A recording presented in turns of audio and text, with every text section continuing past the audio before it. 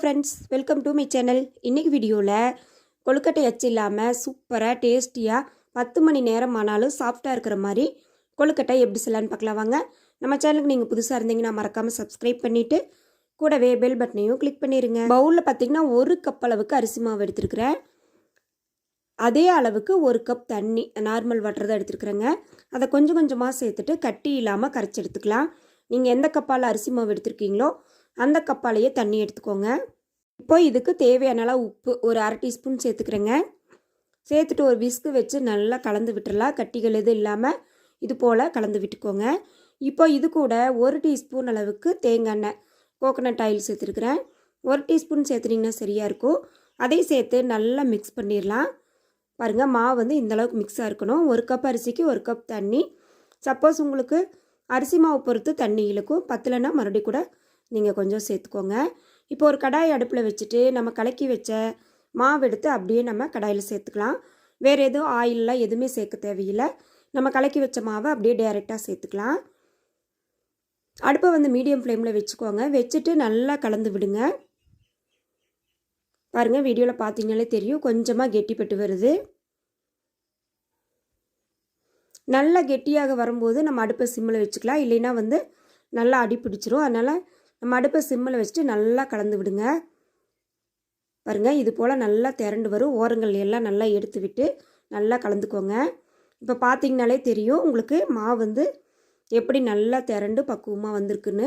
கையால் தொட்டு பார்த்தீங்கனாலே தெரியும் நல்லா சாஃப்டாக மாவு வந்திருக்கும். இது அப்படியே ஓரமாக இருக்கட்டும். நம்ம உள்ளே வைக்கிற பூர்ணா ரெடி பண்ணிக்கலாம்.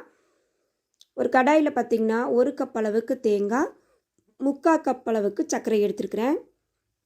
1 கப் அரிசி மாவுக்கு 3/4 கப் சர்க்கரை வந்து சரியாக இருக்கும். 1 கப் அளவுக்கு தேங்காய் துருவல் எடுத்துருக்கிறேன். தேங்காய் துருவல் வந்து உங்கள் ஆப்ஷனல் தான். கம்மியாக வேணும்னா நீங்கள் 3/4 கப்புக்கு 3/4 கப்பே எடுத்துக்கலாம். இது அப்படியே சிம்மில் இருக்கட்டும். நம்ம இப்போ 1 கப் அளவுக்கு வேர்க்கடலை எடுத்துகிட்டு வறுத்த வேர்க்கடலை எடுத்துருக்குறேங்க. மேலே தோலை எல்லாம் நீக்கிடலாம். நீக்கிட்டு நீங்கள் முழுசாக கூட சேர்த்துக்கலாம். நான் மிக்ஸி ஜாரில் சேர்த்துட்டு ஒரு சுற்றி எடுத்துருக்கிறேன். அது அப்படியே இருக்கட்டும். இப்போ பாருங்கள், நம்ம சேர்த்துன தேங்காய் துருவல், வெல்லம் எல்லாமே வந்து நல்லா மிக்ஸ் ஆகி வந்துருச்சு. இந்த ஸ்டேஜில் நம்ம அரைச்சி வச்ச நிலக்கடலை பொடியை இதில் சேர்த்துருவோம்.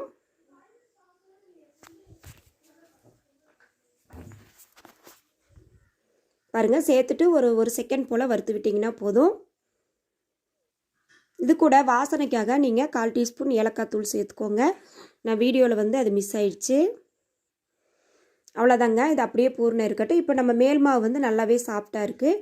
இது போல் நீங்கள் ஒரு பாலித்தீன் கவர் அல்லது நம்ம பொருட்கள் வாங்குவோம் இல்லைங்களா, அந்த மாதிரி சப்பாத்தி மாவு கவர், எந்த கவராக இருந்தாலும் சரி, கொஞ்சமாக கட் பண்ணி எடுத்துகிட்டு கொஞ்சமாக ஆயில் அப்ளை பண்ணிவிட்டு நம்ம ரெடி பண்ணி வச்ச மாவு எடுத்து இது போல் உள்ளங்கையிலே ப்ரெஸ் பண்ணிக்கலாம். பாருங்கள், இது போல் நல்லா ரவுண்டாக ப்ரெஸ் பண்ணிவிட்டு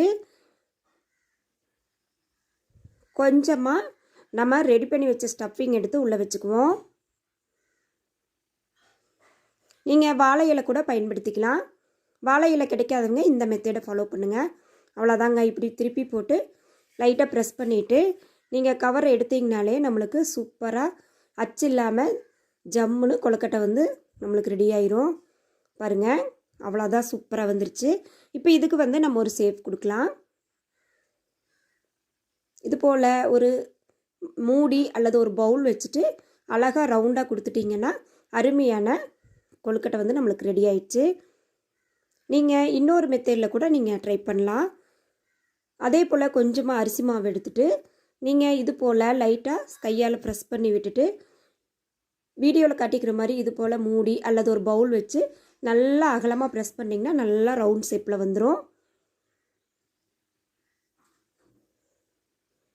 பாருங்கள், இது போல் நல்லா ப்ரெஸ் பண்ணிங்கன்னா நல்லா அகலமாக ரவுண்டாக வந்துடும். இது சென்டரில் பார்த்திங்கன்னா நம்ம பூர்ணம் வச்சுட்டு நம்ம அப்படியே இது வந்து மடக்கி விட்டுருவோம். நீங்கள் இந்த கொழுக்கட்டை செய்யறதுக்கு கஷ்டமே பட வேண்டியதில்லை. அச்சு தேவையில்லை, காசு கொடுத்து வாங்க வேண்டியதில்லை. இது போல் ஒரு கவரோ ஒரு பவுலோ அல்லது ஒரு மூடியே இருந்தால் போதும். அருமையான சூப்பராக ஜம்முன்னு கொழுக்கட்டை செய்யலாம். பாருங்கள், அவ்வளோதான், சூப்பராக வந்துருச்சு. இப்போ இதுக்கு நம்ம அதே போல் சேவ் பண்ணிடுவோம். பாருங்கள், சூப்பராகிடுச்சு. இப்போ ரெண்டுமே வந்து நான் ரெடி பண்ணிட்டேன். இப்போ நம்ம சொப்பு வடிவில் எப்படி செய்யலான்னு பார்க்கலாம் வாங்க. இதே போல் பேப்பரில் ஒரு பால்ஸ் மாதிரி எடுத்து வச்சுட்டு சென்டரில் பூர்ணம் வச்சுக்கோங்க. வச்சுட்டு ஒரு சைட்லேருந்து அப்படியே மடித்து எடுத்துகிட்டு வந்துடுங்க. வீடியோவில் கட்டுற மாதிரி ஒன் சைடாக லைட்டாக மடித்து எடுத்துகிட்டு வந்து இப்படி சென்டரில் வந்து நம்ம ஒரு கூம்பு மாதிரி பண்ணிக்கலாம். பாருங்கள், அவ்வளோதான் சொப்பு வடிவ கொழுக்கட்டை.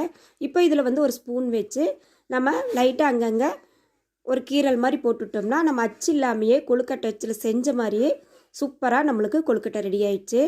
பாருங்கள், நான் எல்லாத்தையுமே ரெடி பண்ணிட்டேன். இப்போ இட்லி பானையில் தண்ணி வச்சுட்டு நம்ம மேல் தட்டில் துணியை போட்டு நம்ம இது போல் வேக வச்சுக்கலாம். நீங்கள் இப்படி மாவு வந்து கரைச்சி செய்கிறதுனால 10 மணி நேரம் ஆனாலும் இந்த கொழுக்கட்டை வந்து சாஃப்டாகவே இருக்கும். பாருங்கள், நம்ம ஒரு மூடி போட்டு ஒரு 10 நிமிஷம் ஆவியில் வேக வச்சா போதும். பாருங்கள், 10 நிமிஷம் கழித்து ஓப்பன் பண்ணி பார்த்தா அருமையாக சூப்பராக கொழுக்கட்டை வந்து ரெடி ஆயிடுச்சு. நம்ம இதை எடுத்து ஒரு 1/4 மணி நேரம் வந்து நல்லா ஆற விட்டுருங்க. ஆற விட்டுட்டு எடுத்திங்கன்னா அருமையான சூப்பரான அச்சு இல்லாமல் எத்தனை மணி நேரம் வேணாலும் சாஃப்டாக இருக்கிற சூப்பரான கொழுக்கட்டை வந்து ஈஸியாக எப்படி செய்கிறதுன்னு பார்த்துட்டோம். அவ்வளோதாங்க. இது போல் நீங்களும் ட்ரை பண்ணி பாருங்கள். இந்த வீடியோ பிடிச்சிருந்தா சேனலை மறக்காமல் சப்ஸ்கிரைப் பண்ணிடுங்க, லைக் பண்ணுங்கள், ஷேர் பண்ணுங்கள், கமெண்ட் பண்ணுங்கள். பாருங்கள், நீங்கள் அதாவது கட் பண்ணும்போதே எவ்வளோ சாஃப்டாக இருக்குன்னு உங்களுக்கு வீடியோவில் பார்த்தாலே தெரியும். தேங்க்யூ ஃபார் வாட்சிங்.